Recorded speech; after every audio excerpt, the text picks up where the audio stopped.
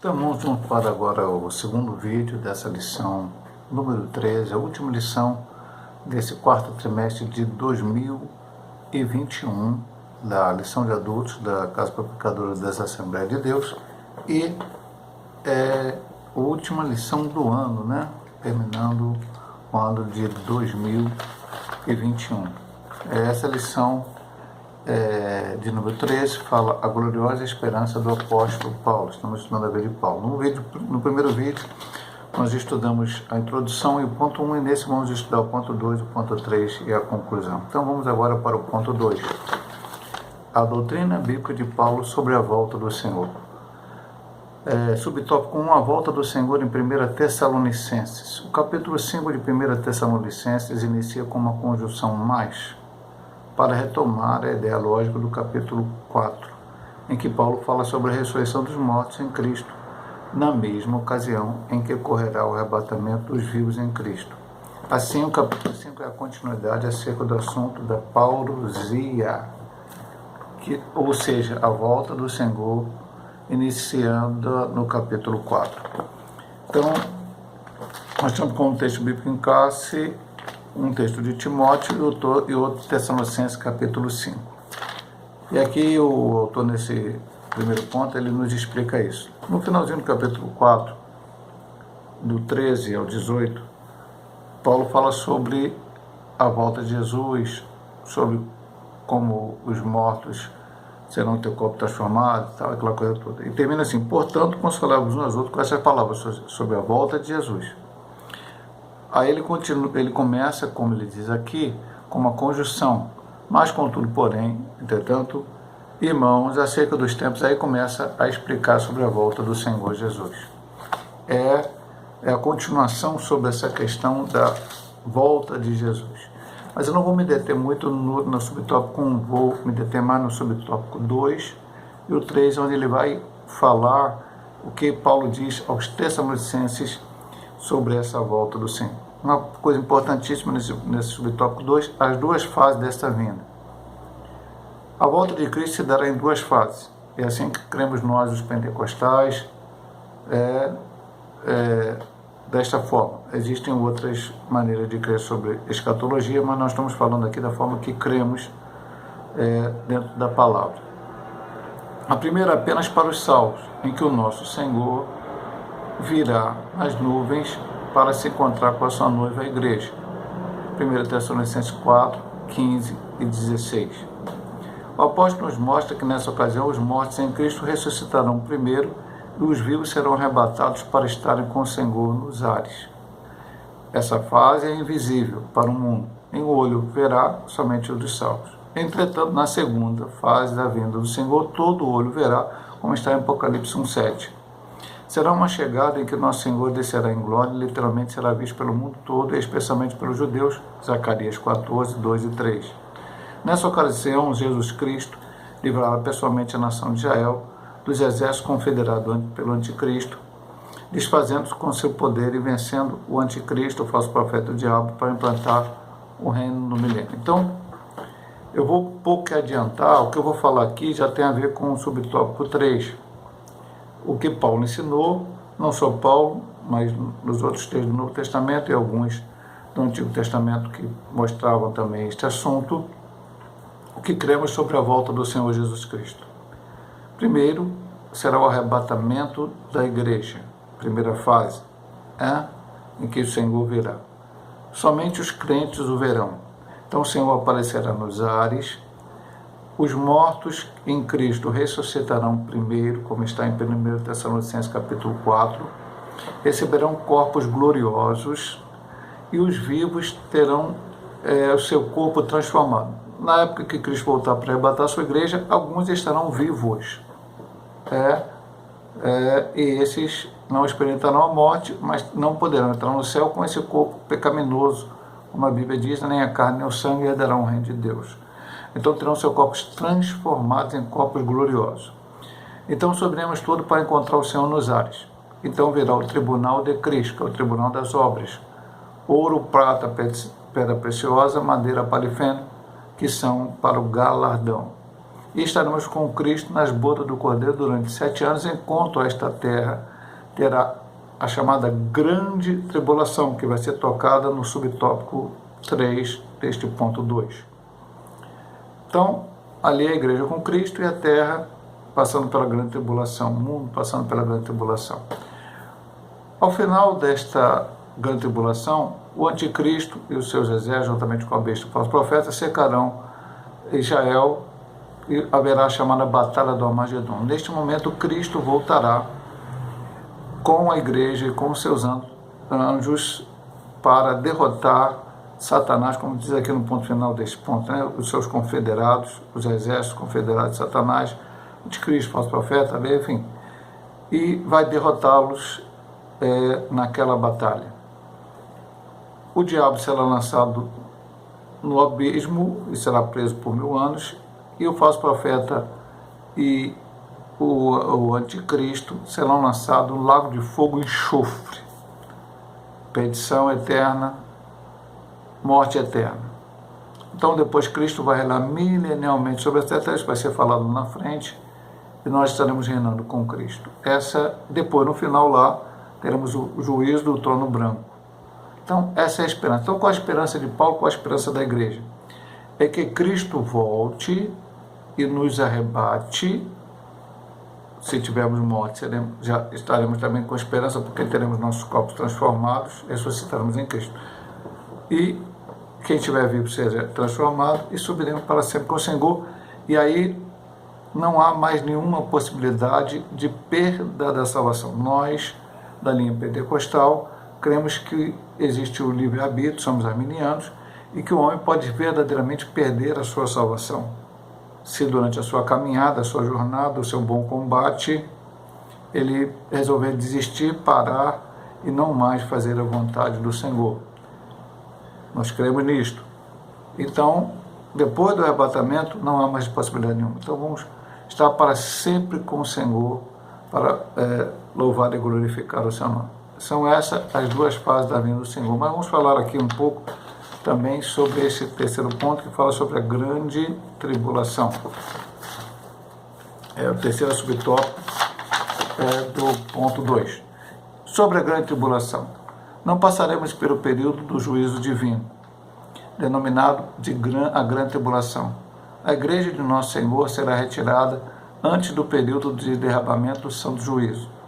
Quando o anticristo instalar o seu governo mundial, não estaremos mais aqui. Ao final desse período, juntos de Cristo, contemplaremos a destruição do anticristo e do falso profeta no lago de fogo, Atos 19, 20. E aqui eu não colocaria destruição, porque não é aniquilamento. Eu colocaria sofrimento eterno. Este ensinamento mostra aos Tessalonicenses, bem como à igreja atual, que vale a pena confiar e esperar no Senhor. Então vamos aqui para a grande tribulação, um período em que o Senhor vai ter o seu juízo sobre aqueles que negaram a Cristo. Deixará esse mundo sobre o domínio dessa tríade satânica, né?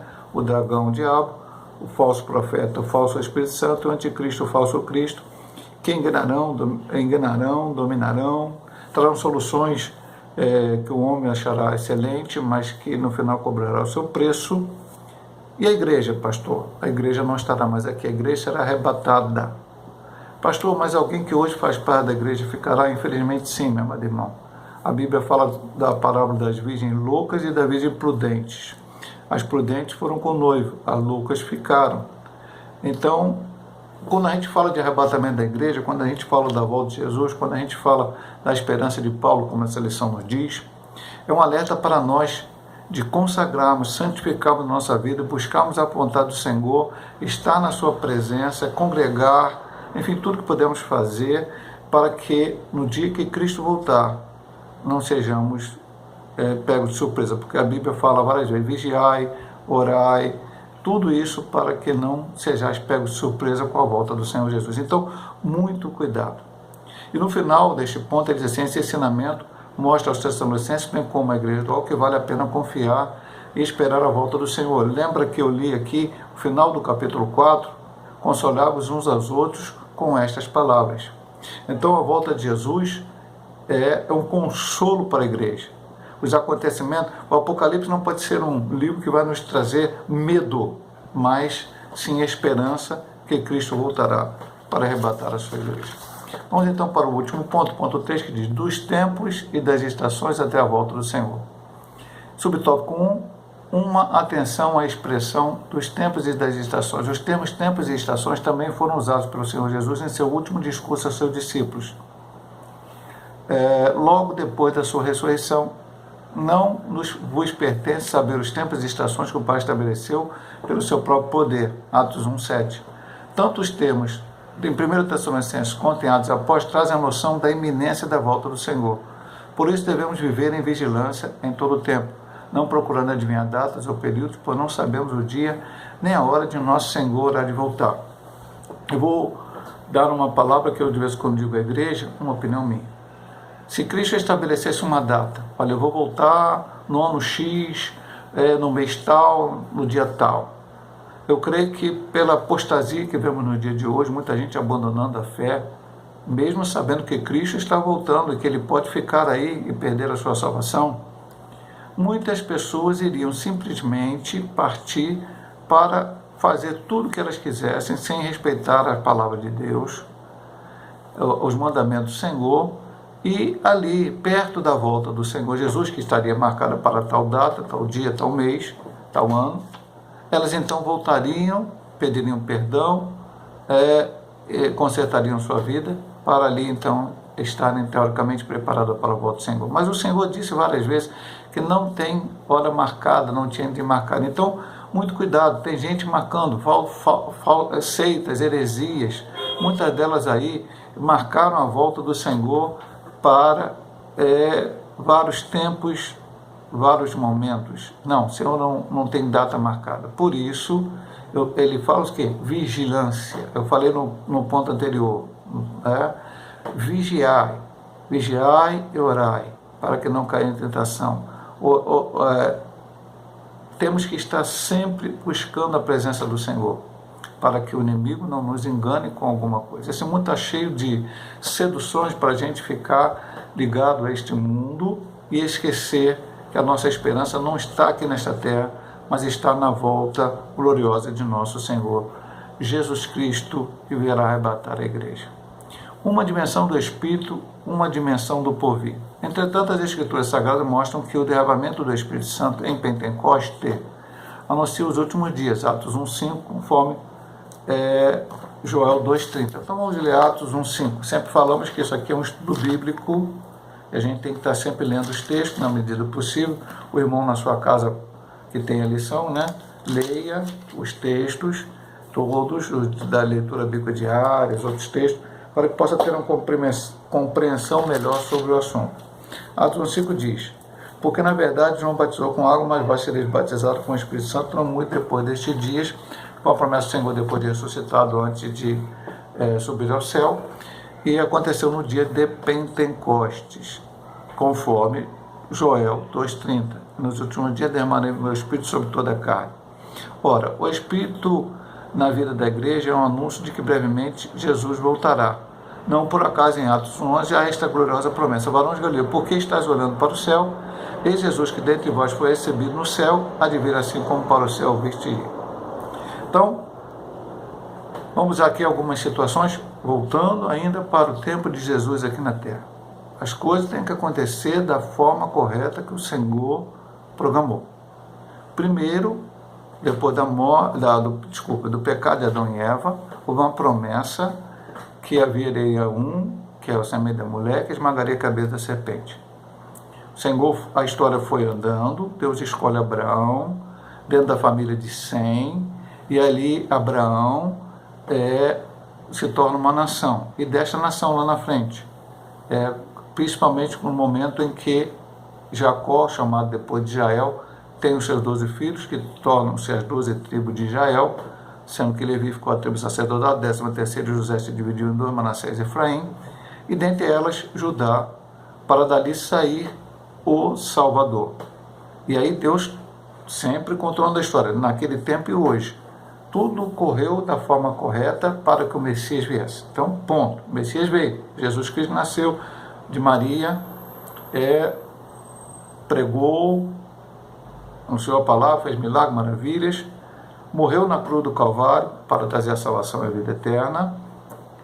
Mas antes dele morrer, ele disse: não vos deixarei órfão, mas enviarei outro Consolador, que é o Espírito Santo. Tudo tinha e tem um propósito de Deus. E depois da morte de Cristo, a sua ressurreição e a sua subida ao céu, 10 dias depois, o Espírito Santo desceu sobre a igreja. Mais um sinal do projeto do Senhor. E aí a igreja começa a pregar a palavra. E ela pregará até o dia em que Cristo voltará para arrebatar a sua igreja. E, então, qual é o tema da igreja? Qual é a pregação da igreja? Nós vimos na pregação de Paulo atrás: Cristo ressurreto, Cristo crucificado, Cristo ressurreto e Evangelho de Cristo. E qual é o Evangelho de Cristo? Jesus Cristo salva, cura, liberta, batiza com o Espírito Santo e brevemente voltará para arrebatar a sua igreja, que são os temas que nós devemos pregar. Então ele diz aqui uma dimensão do Espírito, uma dimensão do porvir. Dentro do planejamento de Deus, tudo isso acontecerá. No final, os discípulos, antes de ser batizados com o Espírito Santo, quando Jesus foi, estavam olhando para o alto. Falando: para que está olhando para o alto? Os anjos disseram para ele: porque da mesma forma que ele foi, da mesma forma ele há de vir. E o último ponto: o Espírito e porvir, temas de nossa pregação. Como pentecostais clássicos, a promessa do batismo no Espírito Santo com evidência de falar línguas deve estar em nossos lábios. Pregamos sobre isso e estimulemos a igreja a buscar essa promessa. Todavia, a promessa da bendita esperança deve estar em nossa proclamação. Não deixemos de dizer: Jesus em breve voltará. A igreja de Cristo nasceu no fogo e debaixo da promessa de sua volta. Então vamos lá. Estudamos no primeiro trimestre, no segundo trimestre deste ano, 2021, sobre o batismo com o Espírito Santo, os dons espirituais, dons ministeriais, dons de serviço, tudo aquilo fruto do Espírito. Então isso é importante. Meu amado irmão, você que está ouvindo essa lição, já foi batizado com o Espírito Santo? Já falou língua estranha? Não. Então busque até receber. Ah, pastor, se eu não for batizado com o Espírito Santo, então, quando a igreja for arrebatada, eu não vou para o céu. Não, meu amado irmão. Não é batismo com o Espírito Santo que salva. Você vai ser salvo porque aceitou a Jesus como o único e eterno Salvador de sua vida. E a partir desse momento você tem o Espírito Santo. O batismo com o Espírito Santo é poder para pregar a palavra. Poder para anunciar o Evangelho. A virtude do Espírito Santo para sermos testemunha do Senhor onde quer que nos mandar. Então, todo crente tem que buscar. A igreja primitiva recebeu cerca de 120 no início e depois, aí por diante, vários exemplos no livro de Atos dos Apóstolos, ensinamento de Paulo. Então, isso tem que ser uma pregação, um ensinamento. Buscar o batismo com o Espírito Santo. A segunda coisa que ele fala é pregar sobre a volta de Jesus. Hoje temos ouvido pouco se falar sobre a volta de Jesus. Hoje se fala muito sobre prosperidade, bens materiais, cura divina. Ah, pastor, esse é problema? Não, não é problema. Mas tudo isso vai cessar no dia que o Senhor voltar para arrebatar a sua igreja. Tudo ficará por aqui. Eu posso ter uma prosperidade material excelente, maravilhosa, mas isso eu não vou levar para o céu. É a fé, a esperança e o amor, e uma delas é o amor, como diz Paulo em 1 Coríntios capítulo 13, é que permanecem.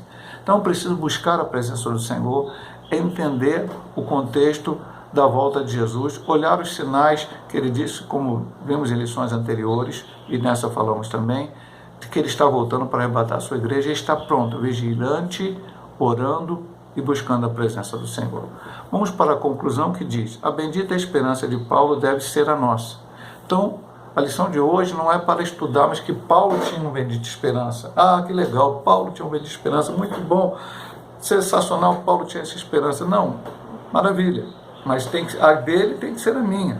O que ele esperava tem que ser o que eu espero, a volta gloriosa de nosso Senhor Jesus Cristo. Ao longo do ministério do apóstolo, somos estimulados a viver no Espírito e ao mesmo tempo em vigilância, preparando-nos para o encontro com o nosso Senhor. Então, viver no Espírito, viver em vigilância, preparando para o encontro com o Senhor. É o que nós estudamos na lição, falamos agora, principalmente nos últimos pontos. É viver como se Jesus fosse voltar amanhã. Não viver como se Jesus fosse voltar daqui a não sei quanto tempo. A gente pregando aí, o Evangelho do Reino será pregado em toda a terra, depois virá o fim, ainda faltam muitas nações para pegar o Evangelho, então Jesus vai demorar a vir. Não pense desta maneira. Pense que Jesus está às portas, voltando para arrebatar a sua igreja. Viva uma vida de santidade, de consagração. Pregue a palavra. Ah, pastor, então estou esperando Jesus voltar, então não vou nem mais pregar. Não. Pregar, nós vamos pregar até o último segundo antes de Jesus arrebatar a sua igreja. Até o último momento de nossas vidas. Temos que pregar este evangelho. Temos que levar essa esperança a outros que não têm, que estão vivendo aí de uma forma errada porque não conhecem a verdadeira palavra de Deus. O Senhor Jesus pode voltar a qualquer momento para arrebatar a sua noiva. Andemos, pois, no Espírito. Ora vem, Senhor Jesus. Eu vou fazer agora uma oração agradecendo a Deus por todo esse trimestre, por todo este ano de 2021 em que estudamos a palavra. Obrigado, Senhor, por cada vídeo que eu pude gravar aqui no YouTube, para os teus servos que puderam ver esses vídeos. Ó Pai, especialmente da lição da Escola Bíblica Dominical. Obrigado por todo esse trimestre, pela vida de cada autor de cada lição, os que escreveram essas lições, cada pastor que escreveu essas lições, cada obreiro, pela CPAD,